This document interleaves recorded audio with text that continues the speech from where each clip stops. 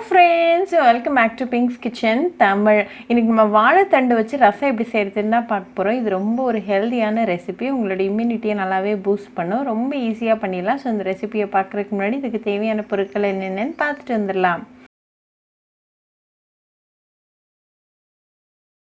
ஒரு இடிக்கிற கல்லில் 1 டீஸ்பூன் அளவுக்கு மிளகு, அப்புறமா 1 டீஸ்பூன் அளவுக்கு ஜீரகம் சேர்த்துக்கோங்க. இதை நல்லா ஃபைன் பவுடராக தட்டிடுங்க.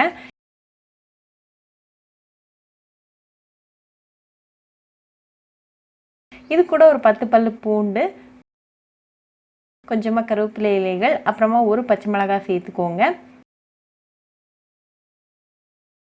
இதையும் நல்லா இடிச்சிருங்க.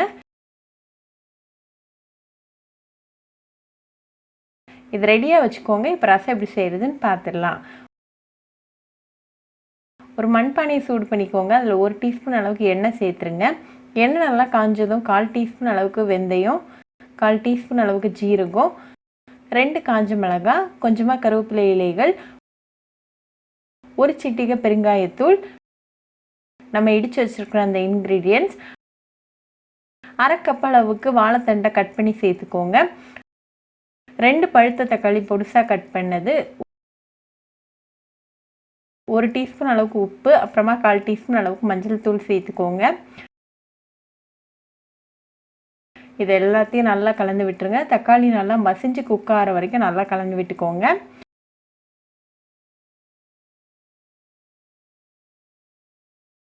இப்போ தக்காளி நல்லா வெந்து ரெடியாக இருக்குது. ஸோ இது கூட ஒரு 1/2 கப் அளவுக்கு புளி தண்ணி, அப்புறமா 2 கப் அளவுக்கு தண்ணி சேர்த்துக்கோங்க. இதையும் நல்லா மிக்ஸ் பண்ணிடுங்க. இது லைட்டாக கொதிக்க வரைக்கும் நம்ம வெயிட் பண்ண.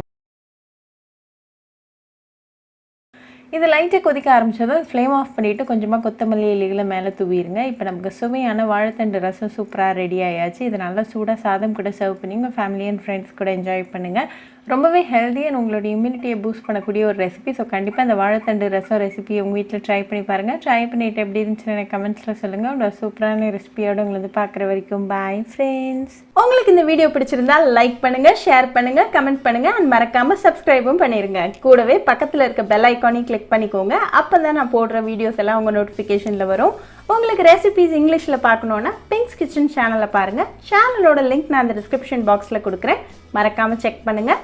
இன்னொரு இன்ட்ரெஸ்டிங்கான ரெசிபியோடு உங்களை பார்க்குற வரைக்கும் பாய் ஃப்ரெண்ட்ஸ்.